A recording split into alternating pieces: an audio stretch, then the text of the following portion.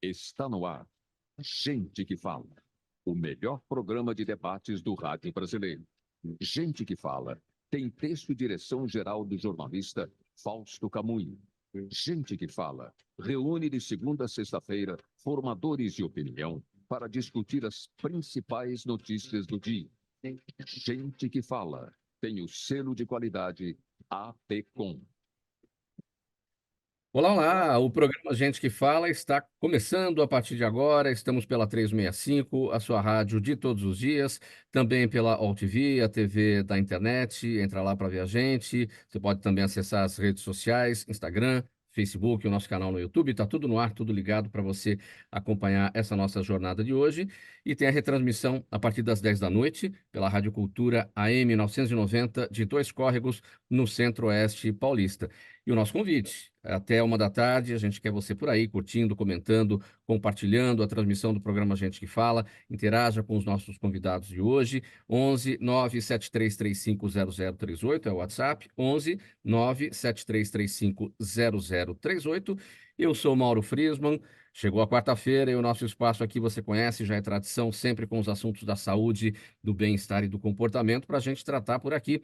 Então vamos colocar em campo o nosso time de especialistas de hoje, Dr. Aônio Genículo Vieira, ele é cirurgião dentista, especialista em prótese dental e implante, sempre colaborando com a gente. Doutor Aônio, bem-vindo, como está? Muito bom, muito bem. Um abração a todos, Mauro. Que bom estar com vocês novamente.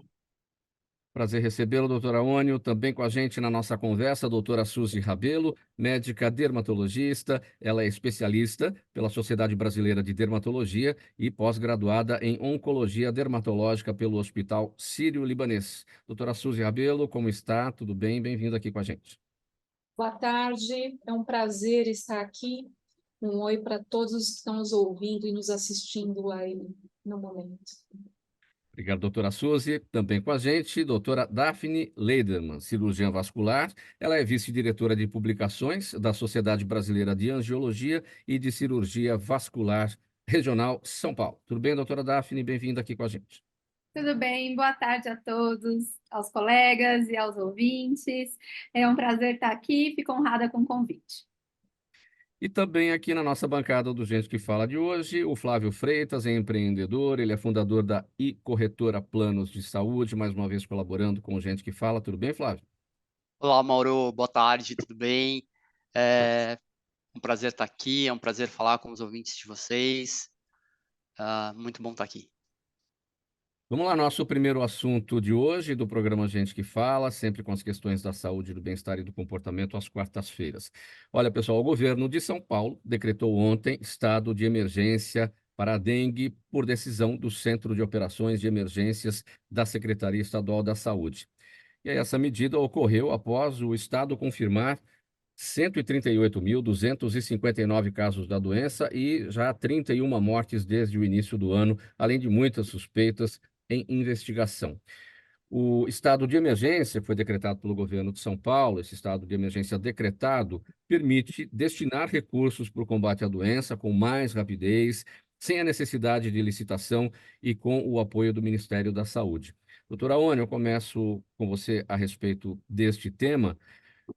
Medidas técnicas sendo tomadas e administrativas, aqui nesse caso, sempre muito importantes, né, para a gente atacar o problema. Mas aquilo que a gente fala aqui todos os dias, a gente está tratando isso já há um tempo, o trabalho que cada um tem que fazer dentro de casa para evitar os criadouros e evitar a proliferação do mosquito da dengue, não é isso? Então, sempre aquele alerta.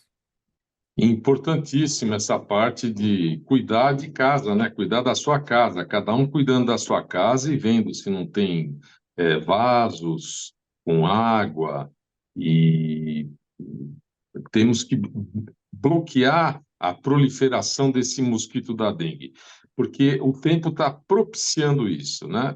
Chuva, calor, e é importantíssimo isso. Cada um fazendo a sua parte e não se esquecendo de usar um protetor para mosquito, né? Um repelente. É importante. Hoje nós temos os repelentes elétricos para você pôr na sua casa durante a noite ou porque durante o dia é mais fácil a gente visualizar o pernilongo, o mosquito, né? E a gente tem até aquelas raquetes, não sei se você tem, que é até um passatempo matar o pernilongo, né? Mas durante a noite você colocar o protetor elétrico é importantíssimo, principalmente proteger as crianças também, com repelente, é importantíssimo isso. E essa medida administrativa, doutora Oni, sua avaliação sobre esse estado de emergência, que dá mais elasticidade aí para o poder público atuar, destinando os recursos, mais rapidez para os processos burocráticos, né? Isso aí ajuda muito, mas também dá brecha para muita coisa, né, Mauro? Isso que é o Sim. problema. E de fazer a parte também da prefeitura, de governo, de fazer pulverização nessas regiões onde a gente tem muito problema de mosquito. Porque a gente percebe assim, tem locais que passa o caminhão, né, jogando o inseticida. Isso é importante também. Mas isso aí, essa medida de emergência dá margem para muita coisa. Espero que os governantes hajam em benefício da população. Sem dúvida. Doutora Suzy Rabelo, vamos para um olhar dermatológico aqui em cima dessa questão. O doutor Aônio destacou aí a necessidade do uso dos produtos, dos repelentes, né? O que a gente tem à disposição no mercado em termos de substâncias que sejam de fato eficazes contra o mosquito da dengue, o Aedes aegypti? De maior efetividade, a gente tem a icaridina, que ela tem que existir no filtro solar para que consiga ser eficiente contra esse mosquito, que é o Aedes aegypti. Esse mosquito ele tem um hábito mais noturno, então, nos horários de maior escuridão, realmente ele pode picar mais as pessoas. E por que vacinar mais as crianças e não os adultos? Porque uma criança ela tem mais risco durante a vida de se recontaminar, fazendo um quadro mais grave, né? Então, isso é importante, é uma medida importante para a gente tentar evitar que as crianças futuramente desenvolvam quadros mais graves quando adolescentes ou adultas. Essa parte social de mudança de hábito, ela é extremamente importante, mas a gente vê as pessoas que moram em casas, periferia, aqueles pneus jogados no ambiente que viram um criadouro para esses mosquitos. As pessoas elas têm que realmente desenvolver um senso de que elas têm responsabilidade também. Não é só esperar a ação pública, a ação individual é a fundamental. A gente não tem aqui uma coisa que se propaga pelo ar, se propaga pelo inseto. E o melhor jeito da gente conseguir prevenir isso é que a pessoa tome conta do ambiente dela, né? Que ela se acerque de medidas, né? E em relação à dengue, a gente tem que lembrar que, do ponto de vista dermatológico, ela é uma lesão, ela traz lesões na pele que são avermelhadas. Então, esses quadros de pele avermelhada nem sempre são uma alergia, uma urticária, pode ser um quadro inicial de dengue, inclusive. Precisamos, nós médicos, ficarmos de olho nisso quando recebermos os pacientes nos nossos hospitais e consultórios. Porque nem todos vão desenvolver todos os sintomas, né? É possível que apareça um paciente, alguém com reações de pele, tão somente, né? E é preciso um olhar específico. Isso, a gente precisa lembrar que nem toda reação vermelha na pele é, por exemplo, uma alergia medicamentosa ou uma alergia a algum alimento. A gente precisa ficar de olho, não tive febre. A gente pede as sorologias, fica de olho, avisa para o paciente que se ele desenvolver febre, procurar logo o hospital, né, para ter um diagnóstico adequado. Então, dentre as lesões vermelhas que chegam aos nossos olhos, temos também que pensar nessas doenças virais também. Agora, no início da sua fala, doutora Suzy, você falou sobre a icaridina, que é essa substância importante que deve estar presente nos produtos, porque ela é a substância eficaz contra o mosquito da dengue. Você falou a substância nos filtros solares. Filtros solares Falei também. errado. Alguns Ah, dos filtros têm, eu falei errado, nos isso, repelentes, mas sim. existe filtro solar associado com repelente, que é melhor do que você tentar colocar primeiro o filtro e por cima usar o repelente, porque você pode perder a efetividade de algum dos dois. Então, essas Sim. substâncias produzidas prontas, elas já vão ter um olhar para que elas tenham atividade, para que elas funcionem apesar de agregadas. Doutora Daphne, desculpe, Leiderman, sua análise sobre esse momento complicado que a gente vive e esse alerta aí que todos têm que ter nesse momento para o combate ao mosquito. É importante lembrar que a dengue tem diversas apresentações clínicas. Ela pode ser sintomas leves e que duram poucos dias, mas tem pacientes que ficam realmente mais derrubados. E com isso, acabam ficando mais de cama, têm febres altas e podem se desidratar. Então, esse período prolongado da inflamação que ocorre pelo vírus, ele é sistêmico. Então, se a gente junta alguns fatores de risco, por exemplo, um idoso ou uma mulher que já está tomando um hormônio, tabagismo, obesidade, aí fica de cama uma semana, febre desidrata, não consegue se hidratar. A dengue dá artralgia, parece que as juntas todas doem, né? A paciente realmente fica sem vontade de se mexer. E por ficar desidratada, de cama, inflamada por conta da infecção, e a gente ainda pode associar esses outros fatores de risco que eu falei, a gente pode ter alguns episódios de trombose venosa aguda por conta de toda essa situação. Não é, diferente da época do Covid, uma doença que tem bastante relação com trombose. Mesmo porque, que bom, grande parte desses casos são tratados em casa, com bastante hidratação e descanso, enfim, e passam batido. Mas a gente está tendo internações, que é outro fator de risco para trombose, pacientes graves que podem ir à UTI, então com alteração renal, hepática, gastrointestinal, que podem sim aumentar ainda mais seu risco com trombose. Não é, então, uma doença diferente da Covid, que tem um acometimento vascular frequente, mas segue o alerta, né? Sempre se movimentar, evitar ficar longos períodos deitados. A gente sabe que tem que descansar realmente na dengue, que dá uma derrubada, mas pelo menos a cada 1 hora levanta, dá uma caminhadinha ali em casa mesmo, uns 5 minutinhos, deita de novo. O uso das meias elásticas para prevenção de trombose pode ser interessante nos casos de maior risco. E beber muita água para que não evolua para forma grave e precise de uma internação. Dentro dos hospitais, é importante sempre lembrar da prevenção de trombose, com o Clexane e as heparinas, que são as medicações preventivas para trombose, porque aí internado ele vai se movimentar ainda mais, e se está internado quer dizer que ele está mais grave também. Sim. Flávio Freitas, a sua análise aí nessa questão administrativa, né, do decreto do governo de São Paulo, em relação à emergência para dengue, por decisão do Centro de Operações de Emergências da Secretaria da Saúde. Como destacou aqui o doutor Aônio no início da nossa conversa, o olhar para o gestor público é muito importante nesse momento, né? A gente sempre vê alguns desmandos aí por parte de alguns gestores, enfim. Então, é um momento também importante, a gente precisa ter esse estado de emergência para as coisas serem facilitadas do ponto de vista burocrático, para o ataque ao problema, mas a gente precisa também ficar de olho nos gestores. Sim, com certeza. Eu acho que a população precisa olhar para como estão as organizações das nossas prefeituras também. Dengue já é um problema enfrentado socialmente tão antigo e cada vez mais as prefeituras estão menos preparadas. Eu acho que essa ação de liberar tudo sem licitação é reflexo de uma falta de planejamento e ouso dizer que talvez seja consciente isso, para que em um ano eleitoral que a gente está entrando, as verbas não tenham tanto controle. Eu espero que o Ministério Público haja diante disso e que a gente possa olhar com transparência as nossas decisões das nossas prefeituras para escolher os nossos prefeitos. Muito bem, programa Gente que Fala está no ar aqui pela 365, sua rádio de todos os dias, por imagens na UTV, a TV da internet, nossas redes sociais também, Instagram, Facebook, o nosso canal no YouTube.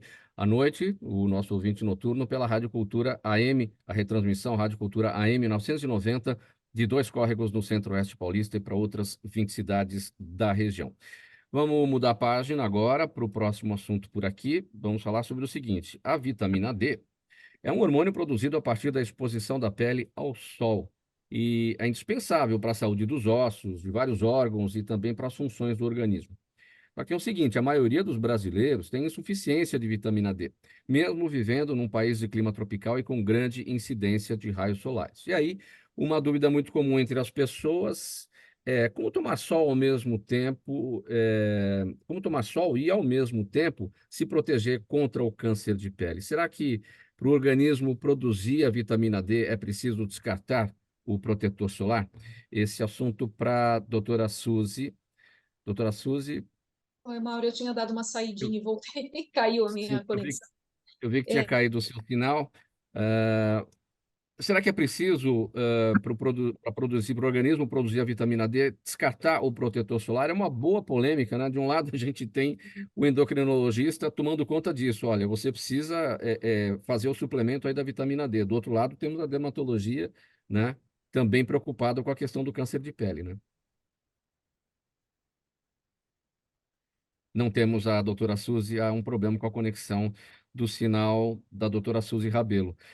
Doutora Daphne, a partir da sua área, como é que a gente olha essa questão do uso do protetor solar para proteger a pele contra o câncer, né? Mas a gente também tem que olhar a necessidade da absorção de vitamina D, sintetizar a vitamina D a partir da exposição ao sol.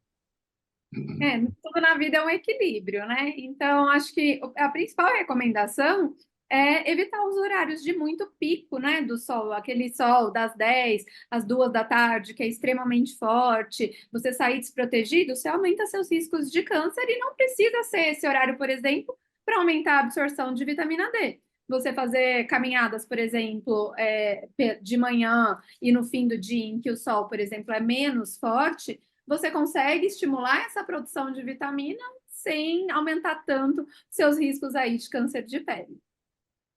Agora, o protetor solar, de fato, ele atrapalha a absorção da vitamina D na sua avaliação, porque ele está protegendo a pele dos raios solares e aí, de certa forma, prejudicando a sintetização da vitamina D. Acho que a doutora Suzana vai poder nos esclarecer melhor, mas eu acredito que não faça toda essa diferença que as pessoas imaginam como se fosse um bloqueio completo, né? Vamos ver se ela consegue nos responder com mais detalhe. Vamos ver, a doutora Suzy Rabelo está de volta. Doutora Suzy, a gente já conversava aqui a respeito do assunto com a doutora Daphne, a partir do olhar aqui da área dela, a parte vascular, enfim. Acho que já dá para a gente conversar. Ainda não temos a conexão do áudio. Doutora Ônia, sua análise sobre esse tema. A vitamina D na minha área aqui é importantíssima, parte de enxertia óssea, implantes dentários. Sempre eu peço para os meus pacientes o exame para ver quanto o paciente tem de vitamina D, que é um hormônio, né? Como nós sabemos. E quando está muito baixo, eu faço a suplementação para o paciente, porque ele influencia muito no sucesso dos implantes dentários e no enxerto ósseo, no metabolismo ósseo. E é importantíssimo, dizem, né, que a absorção pelo sol, pelo menos 15 minutos por dia de radiação solar, e fora a suplementação. Então, eu vejo quanto está a vitamina D, hidroxi 25, que é o exame que eu peço de sangue, além de outros minerais no organismo, para eu saber como é que está o metabolismo ósseo do meu paciente antes de fazer uma cirurgia.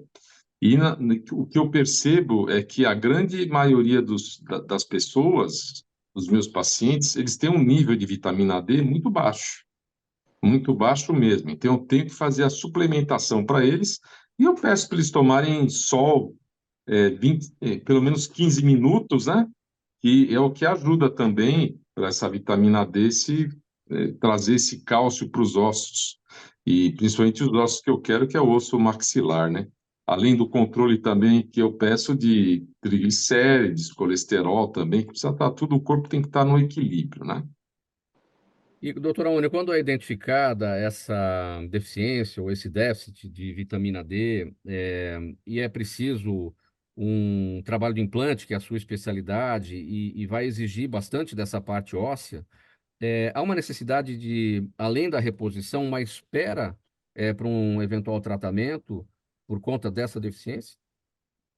Normalmente, eu começo a fazer a suplementação, aguardo um pouco até o paciente realizar todos os exames e, e aguardar. Normalmente, o paciente, ele, com a suplementação, ajuda bastante nessa parte da formação óssea do paciente e da cicatrização do implante. Sim. Doutora Suzy Rabelo, acho que já está de volta aqui na nossa conexão. Temos duas. Agora sim, eu estava vendo duas imagens, eram duas situações aí de conexão, mas agora está tudo bem. Doutora Suzy, vamos lá então. A partir da sua área, o organismo para produzir vitamina D, como é que a gente faz esse equilíbrio com a necessidade do uso de protetor solar? Ou seja, a gente vive momentos aí complicados também, né, das radiações cada vez mais nocivas, e como a gente tem visto, né, o brasileiro tem esse déficit de vitamina D, precisa fazer essa suplementação e não pode se descuidar também da proteção solar. Seu áudio fechado, doutora Suzy. Pode abrir, por gentileza. Obrigada. Duas coisas importantes. Primeiro, em geral, a gente não toma a quantidade de sol que a gente precisa para sintetizar a vitamina D. Então, de uma maneira geral, estamos presos nos nossos serviços, em ambientes fechados, baixa exposição à radiação ultravioleta, mais expostos à luz visível do que a radiação ultravioleta que é necessária. Então, esse é um dos pontos. Então, só por isso a gente já precisa suplementar. E o outro ponto, que é a controvérsia, em geral, não há necessidade de tomar sol sem filtro. Você deve tomar sol com filtro solar. A gente tem vários trabalhos que mostram, trabalhos de revisão de artigo científico, mostrando que não há significância em tomar sol com filtro ou sem filtro. Não tem. E o principal motivo para isso é que a gente não usa a quantidade de filtro suficiente para ter aquilo que está em bula, que está na caixa escrito, né? Então, a gente usa muito menos. A gente deveria usar 1 grama por centímetro quadrado de filtro solar em área exposta. A gente não usa. A gente usa muito menos. Inclusive, um dos trabalhos mostrou, curiosamente, que as pessoas que usavam o filtro com proteção contra a radiação ultravioleta B faziam mais síntese de vitamina D. Que como você não fica tão vermelho, muitas vezes você fica um período maior exposto ao sol do que você ficaria sem uso de filtro solar. Então, a gente tem periódicos reconhecidos, um dos dados é do British Journal, que fez um compilado, uma revisão, né, de dados, mostrando que não existe significância, você não precisa ficar sem filtro. E a gente tem os cânceres de pele, principalmente os não melanomas, eles são os cânceres mais frequentes no mundo. Quando você tem um dado estatístico que fala da mama em primeiro lugar para as mulheres, próstata em primeiro lugar para os homens, é porque a gente tira da estatística os cânceres de pele não melanoma. E eles também podem ter a gravidade deles. A gente pode ter gravidade de metástase em alguns desses cânceres, outros destruição local, e a gente tem uma população bastante miscigenada. E a gente vê que mesmo o paciente que tem um fototipo, que é o fototipo, a gente nasce com uma característica em relação à nossa exposição ao sol. A gente divide em 6 fototipos e não há migração de um tipo para o outro. Não adianta uma pessoa ruiva tomar muito sol que ela vai ficar com uma pele morena como a de um negro. Isso não se intercambia, né? Então, você tem aquela quantidade de melanina que você está predisposto geneticamente a apresentar. Mas a gente sabe que mesmo em pessoas mais morenas, existem cânceres de pele desenvolvidos por ação de radiação ultravioleta. Então, o ideal é o uso de filtro solar mesmo para as pessoas mais morenas.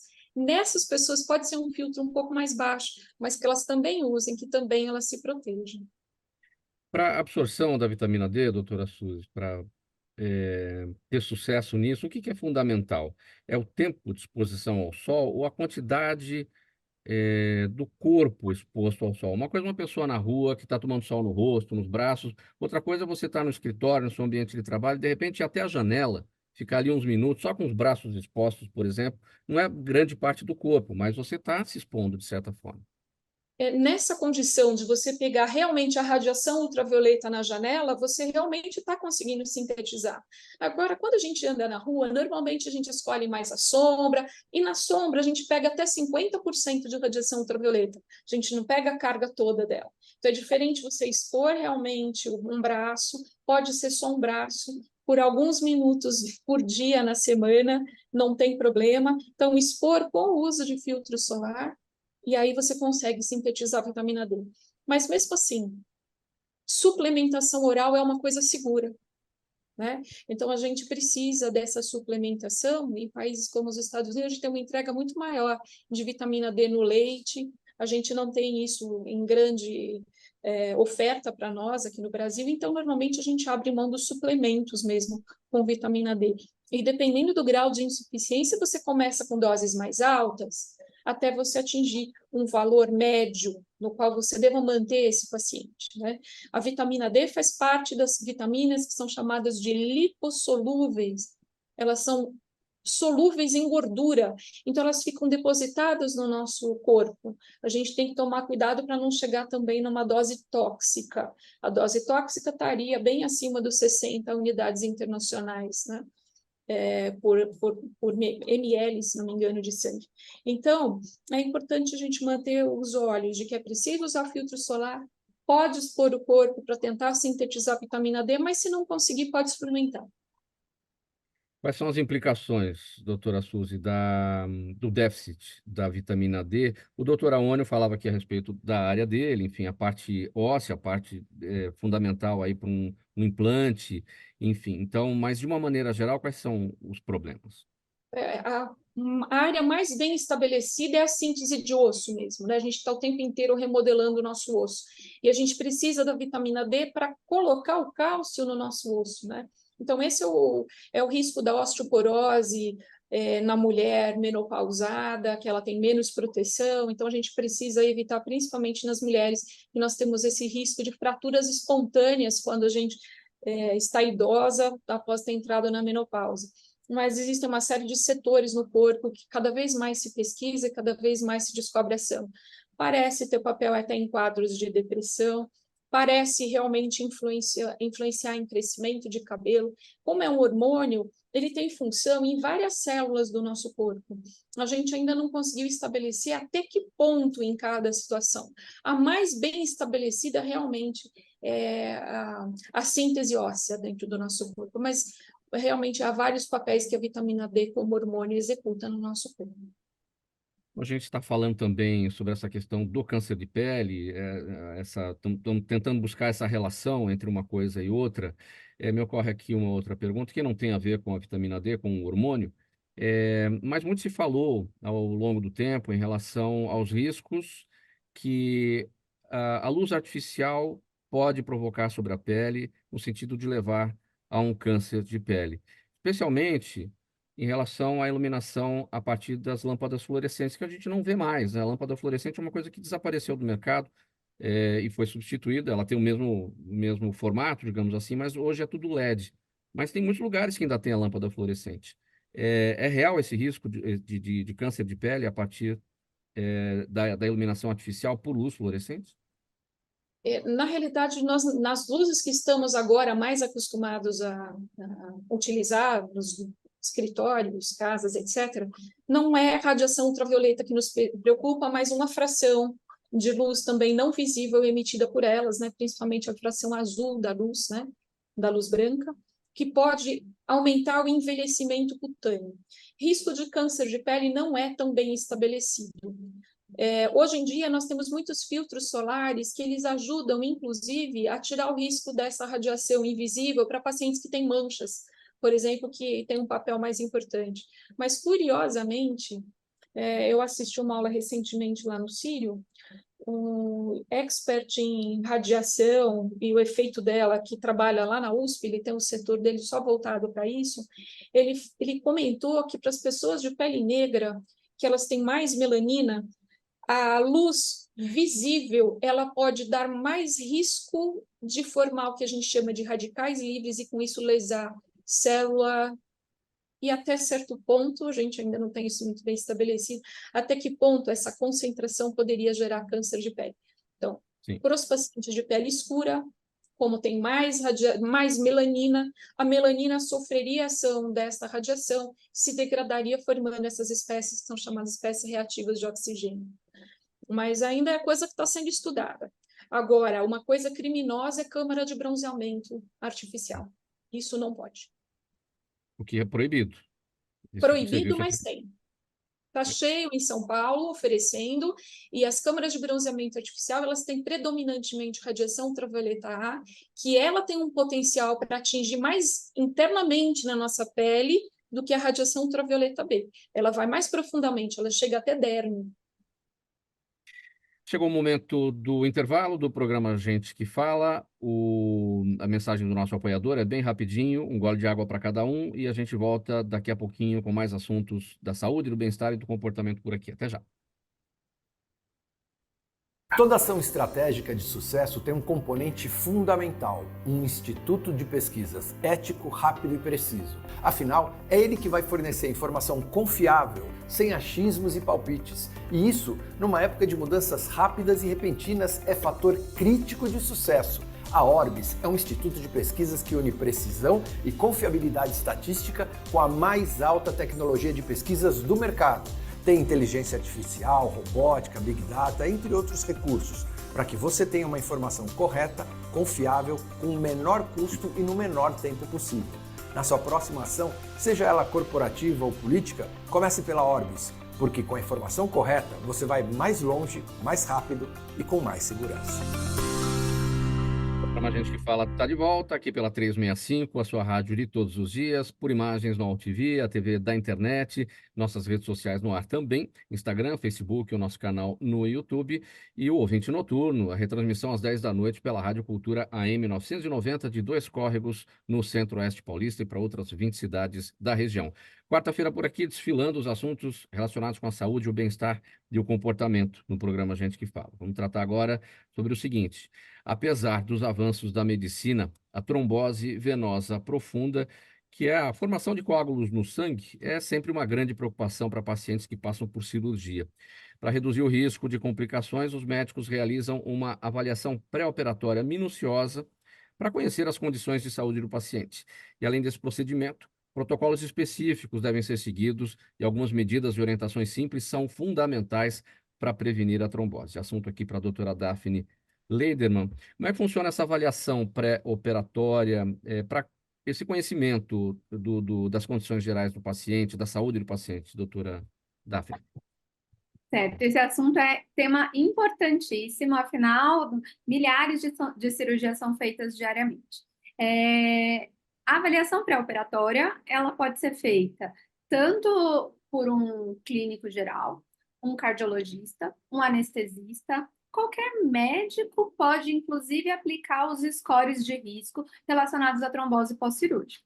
Mas o especialista, o cirurgião vascular, ele consegue olhar o caso com mais detalhe, com mais experiência nesse assunto, para identificar, além da tabelinha dos scores de risco, outros fatores, antecedentes pessoais e antecedentes familiares daquele paciente que podem acender um alerta para o risco aumentado de trombose.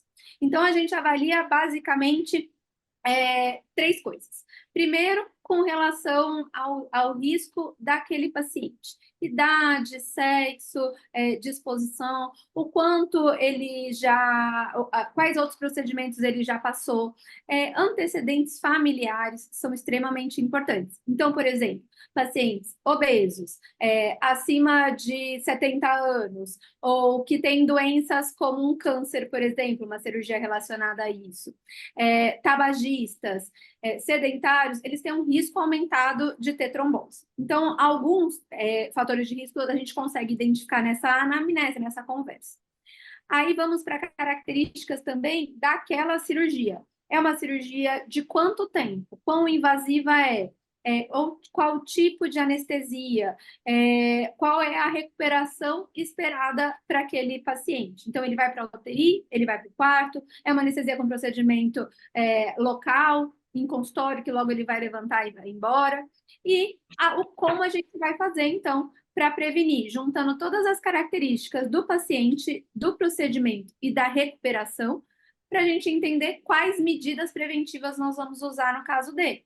Então, existe um score de risco, chamado score de Caprini, que é o mais usado para avaliação, que ela dá uma pontuação específica para diversos fatores relacionados à trombose, como esses: tabagismo, idade, sexo. se tem varizes, inchaço na perna, a duração, o procedimento, se tem problema cardíaco, renal, hepático, isso tudo vai contando os seus pontinhos. Se é uma cirurgia, por exemplo, de maior risco, como as cirurgias ortopédicas, as cirurgias oncológicas, isso conta pontos a mais. No final, a gente soma essa pontuação e classifica o paciente em baixo, moderado e alto risco. Os pacientes de baixo risco, uma orientação do tipo mantenha-se hidratado, caminho pós-operatório, provavelmente vão passar por cirurgias menores de uma recuperação mais rápida e são pacientes, às vezes, mais jovens, com menor risco. Aí, os pacientes de moderado risco, a gente já pensa em fazer prevenções. Prevenções mecânicas, que a gente chama. Meia elástica, a compressão pneumática intermitente, que é como se fosse uma bota que insufla e desinsufla para poder estimular a circulação sanguínea enquanto o paciente está deitado e internado, por exemplo. Até os pacientes de alto risco, em que a gente vai associar essas profilaxias mecânicas, como a meia elástica e a bota pneumática, a profilaxias químicas, ou seja, medicamentos, como a enoxaparina, a heparina e alguns novos anticoagulantes orais que são comprimidos, por exemplo. E aí, a depender do risco que esse paciente tem e do procedimento realizado, nós vamos definir por quanto tempo ele vai precisar dessa prevenção. Só durante a internação, só durante a estadia dele da UTI, que, por exemplo, que não vai caminhar, na alta dá para suspender, ou não, é um procedimento de maior risco, por exemplo, uma cirurgia de quadril, que a gente precisa manter essa prevenção ali, beirando 28 dias, às vezes 35 dias. A dosagem e a escolha da medicação também é extremamente importante. É um paciente que está fazendo, por exemplo, uma cirurgia bariátrica, que tem o peso mais elevado, aí acima de 100 quilos, a gente precisa fazer alguns ajustes de medicação. Ele já teve alguma cirurgia intestinal, então, que vai atrapalhar o uso de algumas medicações, tudo isso a gente leva em conta.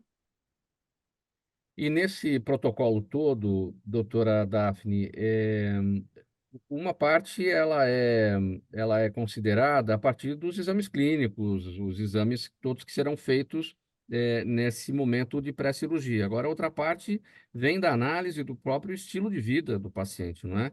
O paciente tem que ser muito sincero na hora de passar para o médico todo o seu histórico, enfim, o seu estilo de vida, porque isso é fundamental, né?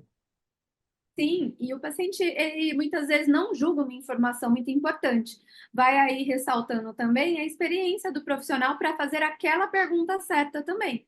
De repente, um evento que ele não julgou importante no passado, como, por exemplo, eu fiz uma cirurgia há 20 anos atrás e eu precisei ficar tomando umas injeções na barriga por 3 meses. Opa, isso acende um alerta. Será que ele não teve uma trombose no passado? Tem algum antecedente familiar relacionado a isso?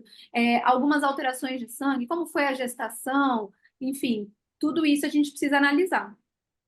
E o que dá para perceber pela sua explicação é que tudo é procedimento, tudo é protocolo, né? Quer dizer, de fato, com tanto avanço na medicina, essas questões tecnológicas não são capazes de ajudar nisso. Realmente é um trabalho de procedimento, de protocolo.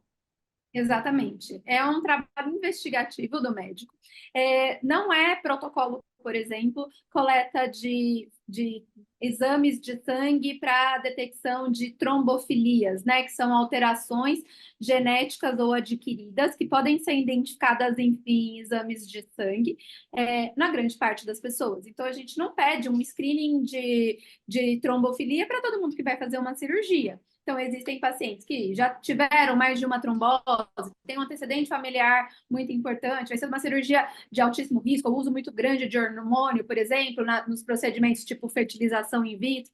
Algumas características, como exceção, podem nos ligar esse alerta e solicitar essas medicações, mas na maior parte das vezes é conversando e colocando essas características mais gerais de saúde desse paciente e características da cirurgia para definir isso. Doutora Daphne, eu tenho uma pergunta. Existe algum cuidado pré-operatório para cirurgias eletivas em que o paciente pode adotar na prática de vida para que ele tenha menos risco de trombose? Claro, evitar o sedentarismo, perda de peso e tabagismo, cessar o tabagismo, são importantes fatores que ele vai chegar melhor para esse procedimento.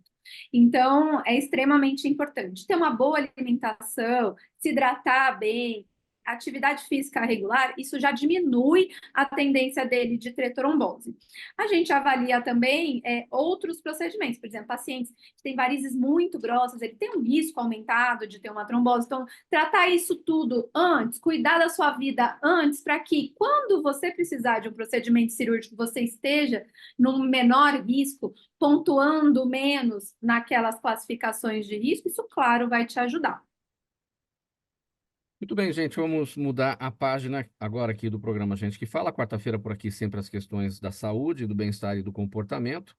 Vamos falar sobre o seguinte agora. Um grupo de cientistas brasileiros está fazendo a coleta de células-tronco dos dentes de leite para uso em futuros tratamentos de doenças degenerativas, problemas ósseos, células hepáticas e pancreáticas e doenças do miocárdio, entre outras condições. A polpa do dente fornece as chamadas células mesenquimais multipotentes e imunocompatíveis, ou seja, podem servir não só para o doador, mas também para toda a sua família. Doutora Aônio, essa é uma tecnologia que está, assim, avançando a passos largos, né? Seu áudio fechado, doutora Aônio. Muitos Agora sim. estudos estão há muitos anos sendo realizados em cima dessas células-tronco mesenquimais. E essas células do dente de leite, elas nutrem o dente permanente, porque vai havendo a risólise, né? O dente de leite, ele nutre o dente permanente. Essa risólise, ele vai reabsorvendo a raiz e vai mandando essas células-tronco para os dentes que estão embaixo. Eu tenho até aqui um modelinho, não sei se dá para ver aqui bem claro. Ixi, acho que Não dá, não. tá difícil aqui, acho que é por causa do fundo. Mas eu realizei um trabalho em cima de célula-tronco, eu colhi a célula-tronco do filho, foi para o centro de criogenia fazer a multiplicação dessa célula-tronco e a criogenia, e, posteriormente, eu fiz uma cirurgia de enxerto ósseo no pai. Essa célula-tronco ela tem uma biocompatibilidade para a terceira geração ascendente e descendente desse doador. E foi impressionante o resultado. Em 3 meses, eu tinha osso maduro para poder para realizar um implante dentário. Eu fiz esse trabalho juntamente com a ajuda do pessoal da Unifesp e os amigos também da Unicamp que colaboraram comigo. E ela é o coringa para todos os problemas de saúde do organismo, menos para os problemas sanguíneos, que aí seria a célula-tronco hematopoética, para problemas de leucemia, que a pessoa consegue colher no nascimento do filho a célula-tronco hematopoética e mesenquimal do cordão umbilical da criança. Aqui eu consigo colher na troca da dentição decídua, a dentição dos dentes de leite para os dentes permanentes. Então, começa dos 7 aos 13 anos, podendo essa célula-tronco mesenquimal ser feita a coleta até os 30 anos, com os dentes do siso ou extrações dos pré-molares por motivos ortodônticos. Agora, o que eu percebo muito assim é a resistência dos pacientes, dos pais, né, na troca de fazer essa coleta da célula-tronco. Então, eu sempre aviso, falo, olha, seu filho está trocando a dentição, vamos fazer a coleta, tem que entrar antes em contato com o centro de criogenia para poder fazer os trâmites, para poder fazer essa multiplicação. E, em termos de custo, eu vejo um custo muito em conta para os benefícios que essa célula-tronco pode trazer para o ser humano. Então, tem inúmeros trabalhos realizados hoje em termos para diabetes, para tumores sólidos, ou seja, as pesquisas não param em cima disso. A única coisa que eu vejo assim que ainda não houve na nossa legislação a liberação para o uso sem problema nenhum. Aqui no Brasil, parece-me que ainda é só para o uso compassivo e para estudos. E no Paraguai, um país vizinho aqui, você já pode utilizar essa célula-tronco tranquilamente. Lá é liberado. Você, tendo essa célula-tronco mesenquimal, fazer a utilização para doenças, para os problemas, né? E aqui no Brasil ainda parece-me que ainda na legislação ainda não mudou. É permitido a utilização para a coleta e a preservação dela, sem problema nenhum. Agora, para ocorrer essa coleta das células-tronco dos dentes de leite, é preciso ser feita a retirada do dente de leite no consultório, não é aquele dente de leite da criança que caiu e depois isso já não vale mais, né? Não adianta pôr no leite, na água, no chorinho. Tem um protocolo, porque é um protocolo para você fazer a coleta. E o dente não pode estar totalmente mole, tem que ser feito no consultório. E o dente não pode estar totalmente, ter essa risólise completa, que a gente não consegue colher a célula-tronco do dentinho. Então, tem que ser feito um planejamento para isso. Aí é marcado no dia da extração desse dente, tem um portador para poder fazer o transporte, que é uma célula, uma célula viva que vai ser transportada. Então, a pessoa, o portador do centro de criogenia, ele traz uma caixa de isopor com gelo seco, nós fazemos a coleta desse dente, é feita uma profilaxia nesse dente, uma asepsia, e nós trabalhamos com um campo cirúrgico para fazer essa coleta, para não haver a contaminação desse dentinho. Aí eu retiro o dente de leite, coloco numa clorexidina, numa solução de clorexidina, coloco na caixa para ir para o centro de criogenia. Chegando no centro de criogenia, esse dente de leite vai para uma sala fechada, ascética, onde ele é trabalhado, retiradas as células-tronco, colocado numa placa para ver a multiplicação, e fica lá aguardando essa multiplicação em 30 dias. Então, são nutrientes que são colocados e tendo primeiro ver a viabilidade, se essa célula-tronco ela está compatível com saúde para ser feita a multiplicação ou não. Então, é um processo assim complexo que não é tão simples como só tira com o dedo, o dente ou com fio leva lá, não funciona.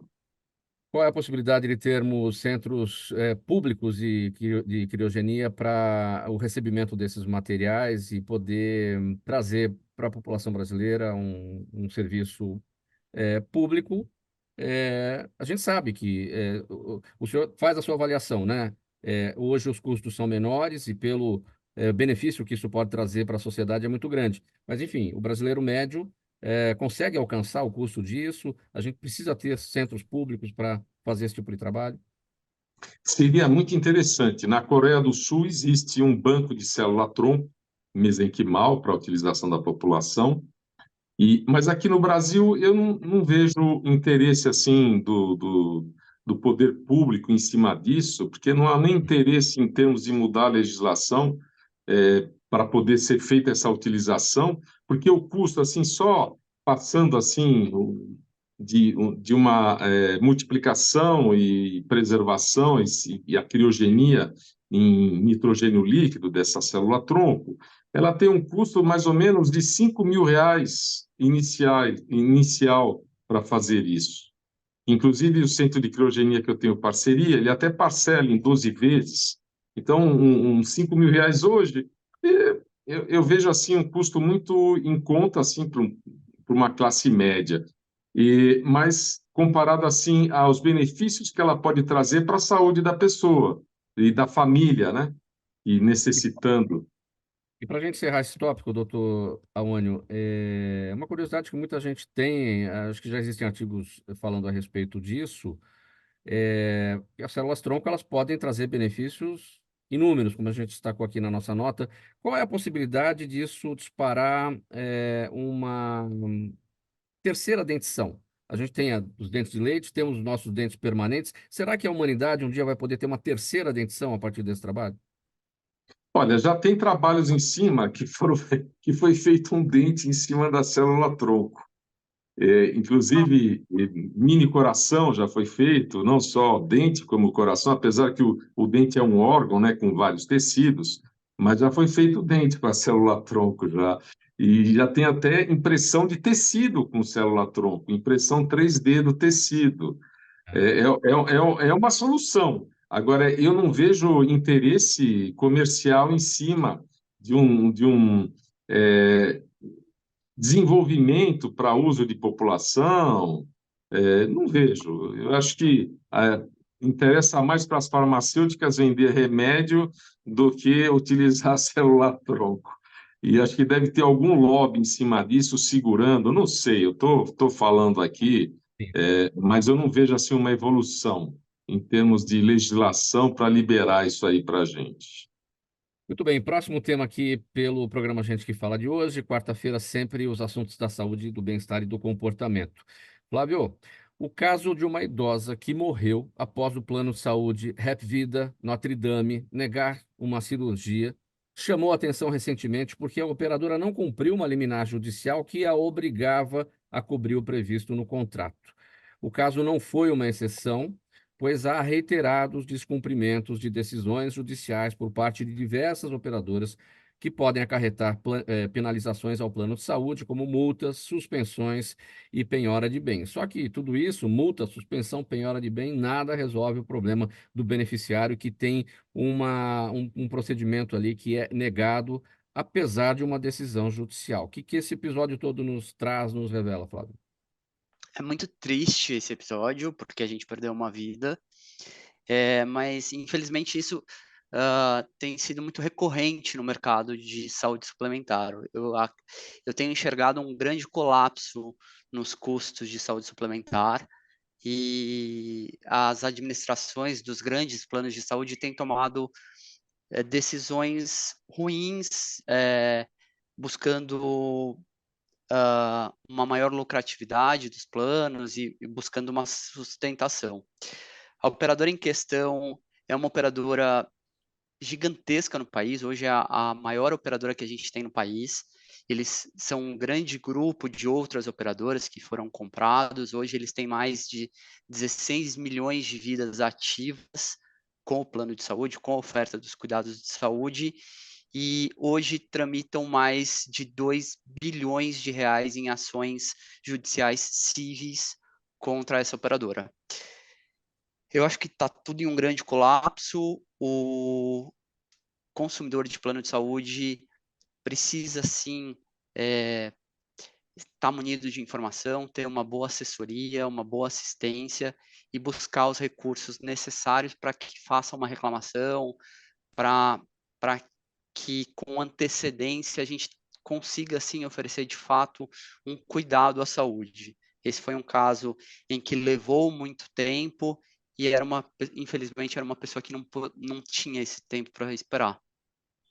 E qual tem sido, Flávio, o papel da ANS, né, Agência Nacional de Saúde Suplementar, na defesa dos direitos dos usuários do plano de saúde, dos beneficiários, enfim, a gente vê, infelizmente, né, nas diversas áreas, as agências geralmente atuando em defesa das empresas e não dos próprios clientes ou dos beneficiários.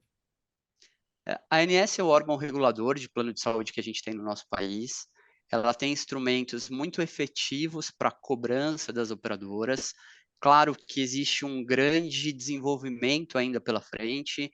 Eu vejo que existem instrumentos que eles não são totalmente efetivos, mas que eles têm alto índice de resolvibilidade. Eles conseguem resolver muitos casos a partir do momento em que o consumidor entra em contato com a agência e consegue ter informação de que aquele procedimento é de cobertura obrigatória, que é realmente uma obrigação da operadora e que eles devem cobrir.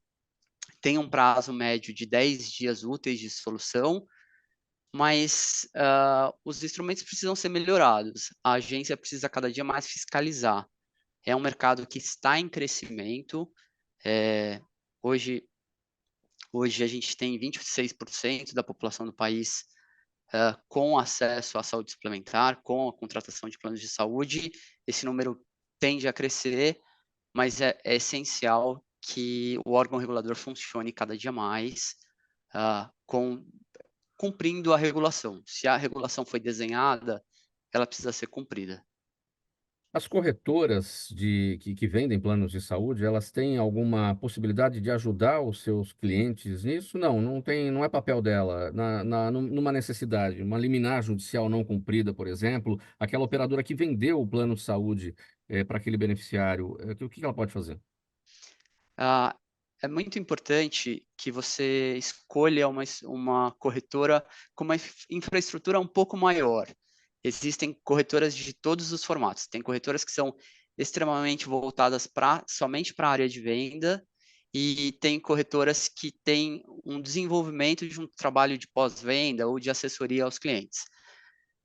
A gente faz um trabalho hoje muito voltado para acompanhamento da vida do cliente, nesse sentido, e a gente consegue sim oferecer suporte jurídico ou embasamento técnico de solução de casos ou indicações.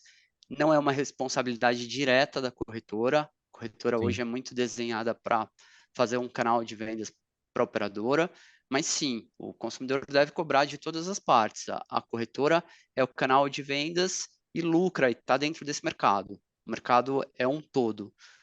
Você pode buscar informação com o seu corretor, você pode buscar informação na internet, você pode buscar no site da ANS ou pelo 0800 da ANS também, que é um canal que funciona muito bem, e correr atrás dos seus direitos e ter a garantia de qualidade com atendimento de saúde.